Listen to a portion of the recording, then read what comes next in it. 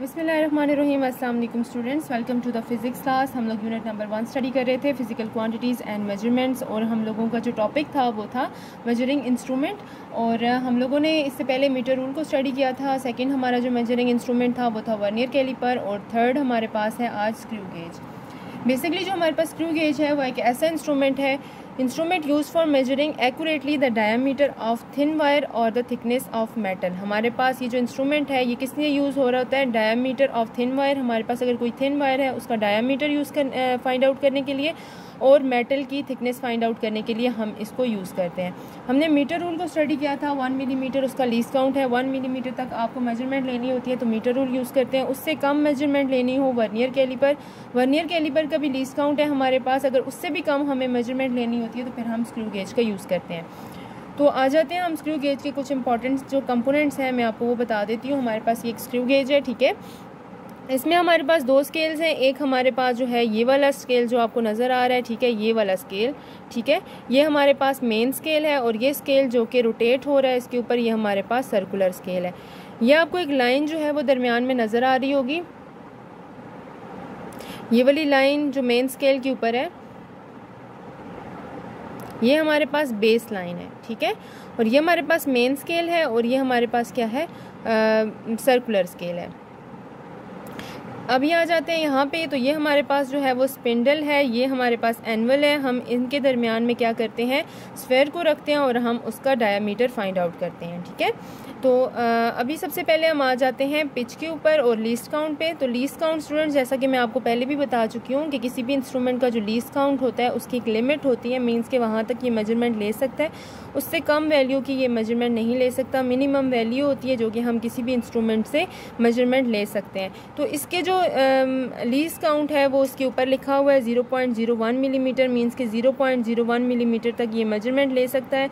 और यहाँ पे 0 to 25 मिलीमीटर है, मीन्स के 25 मिलीमीटर मैक्सिमम इसकी जो रेंज है, मैक्सिमम ये 25 मिलीमीटर तक ले सकते हैं, और मिनिमम इसकी जो रेंज है वो 0.01 मिलीमीटर है। तो इसका जो लीस्ट काउंट है वो 0.01 मिलीमीटर है।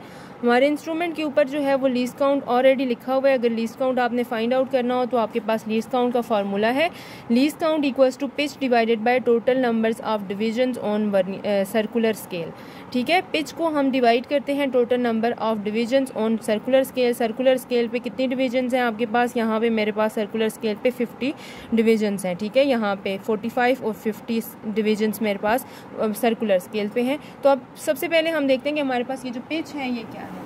देखिए पिच हमारे पास क्या है, the distance travelled by circular scale on linear scale in 1 rotation is called the pitch of screw gauge. Distance travelled by circular scale on linear scale in 1 rotation, एक rotation में हमारे पास जो circular scale है वो main scale पे जितना भी distance cover करेगा वो हमारे पास उसकी क्या होगी, पिच होगी।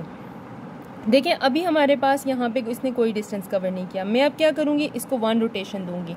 अभी ये 0 पे है, ठीक है, मैं इसको 1 रोटेशन दूंगी, मीन्स दोबारा मैंने इसको किस पे लाना है, 0 पे लाना है। तो मैं देखूंगी कि मेरे पास ये जो मेन स्केल है उस पर इसने कितना डिस्टेंस कवर्ड किया।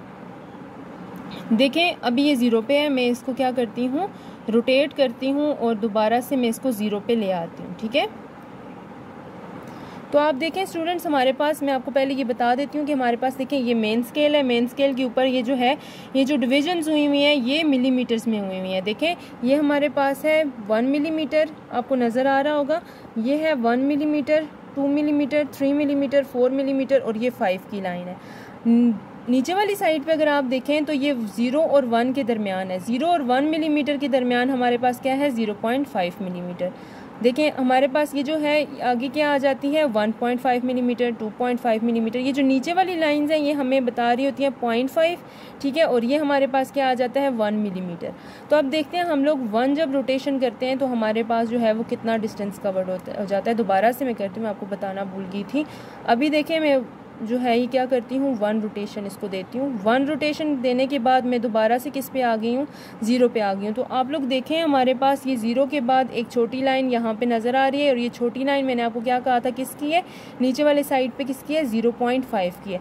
तो हमने एक रोटेशन देने के बाद मेन स्केल पे कितना डिस्टेंस कवर्ड किया, 0.5 डिस्टेंस कवर्ड किया। तो पिच हमारे पास कितनी होगी, 0.5 मिलीमीटर होगी। इस डिवाइस की पिच क्या है, 0.5 है। हमने एक रोटेशन दी और कितना डिस्टेंस कवर्ड किया सर मेन स्केल पे 0.5 मिलीमीटर जो है वो हमने डिस्टेंस कवर्ड किया। तो अगर हम पिच निकालें इसकी तो 0.5 देखें सॉरी लीस्ट काउंट निकालें तो 0.5 डिवाइडेड बाय टोटल डिविजन्स कितनी है इस सर्कुलर स्केल पे हमारे पास 50 डिविजन्स हैं। इंशाल्लाह जब आप लैब में आएंगे तो इसको ख़ुद परफॉर्म करके देखेंगे 50, तो हमारे पास जो है वो आगे इसका 0.01 मिलीमीटर इसका जो है वो लीस्ट काउंट आ जाता है।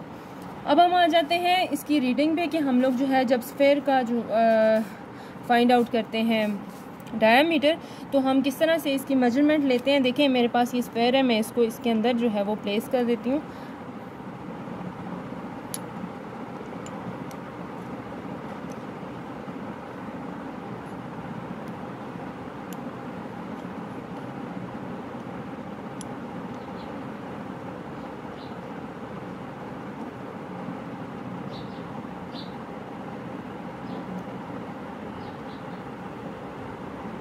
ज़्यादा इसको प्रेस नहीं करना है जहाँ तक इसका, ठीक है। ये मेरे पास लॉकिंग की है, मैंने इसको लॉक कर दिया। अब ये इसके अंदर क्या हो गया, फिट हो गया। अब आप देखें आपके पास ये जो मेन स्केल है इस पे कितनी रीडिंग आई है। देखिए मेन स्केल पे आप देखें ये 5 मिलीमीटर है, 10 मिलीमीटर है, 10 के बाद हमारे पास ये 11 की लाइन आ रही है, ठीक है। ये 11 की जो लाइन है 11.1 नहीं है, सिर्फ 11 की जो लाइन है हमारे पास, तो ये जो रीडिंग आ रही है हमारे पास ये क्या आ रही है, मेन स्केल पे 11 आ रही है। तो मेन स्केल रीडिंग हमारे पास कितनी आई है, 11 मिलीमीटर। सर्कुलर स्केल रीडिंग देखने के लिए आपने बिल्कुल उसी तरह जिस तरह से हमने क्या किया था, हमने वर्नियर स्केल में किया था कि हमने देखा था कि हमारे पास जो मेन स्केल और वर्नियर स्केल की जो लाइन जो है वो बिल्कुल मैच कर रही थी, वो हमारे पास वर्नियर रीडिंग थी। तो यहाँ पे भी आप देखें हमारे पास ये जो मेन स्केल की लाइन है और जो सर्कुलर स्केल की लाइन है जो एग्जैक्ट मैच कर रही है वो हमारे पास क्या है, सर्कुलर स्केल रीडिंग है। तो यहाँ पे देखें आपके पास 5 वाली जो लाइन है वो बेस लाइन के साथ क्या कर रही है, एग्जैक्ट मैच हो रही है। तो हमारे पास ये जो वर्नियर स्केल रीडिंग है वो क्या आ जाती है, 5 मिलीमीटर आ जाती है। अब आप देखें तो आपके पास ये जो टोटल मेजरमेंट है इसका फार्मूला ये है। टोटल मेजरमेंट हम कैसे लेंगे, मेन स्केल रीडिंग आपके पास कितनी आ गई, 11 millimetre plus circular scale reading आपके पास कितनी आई है, सर्कुलर स्केल रीडिंग में हमारे पास 5 millimetre multiply by least count हमारे पास क्या है, 0.01 मिलीमीटर है, ठीक है। तो अब हम क्या करेंगे, हम इनको ऐड और मल्टीप्लाई करते हैं। 5 को जब आप 0.0 से 1 से मल्टीप्लाई करें 0.05 मिलीमीटर आ जाता है, ठीक है। जब हम इन दोनों को मल्टीप्लाई कर देते प्लस कर देते हैं आपस में, यहाँ पे प्लस का साइन है, 11 मिलीमीटर को हमने प्लस किया 0.05 में, तो मेरे पास ये आ जाएगा 11.05 मिलीमीटर। तो डायामीटर ऑफ स्फेयर मेरे पास कितना आ गया, 11.05 मिलीमीटर आ गया, ठीक है। और इसी तरह से इसका ज़ीरो एरर भी हम देख सकते हैं कि हमारे पास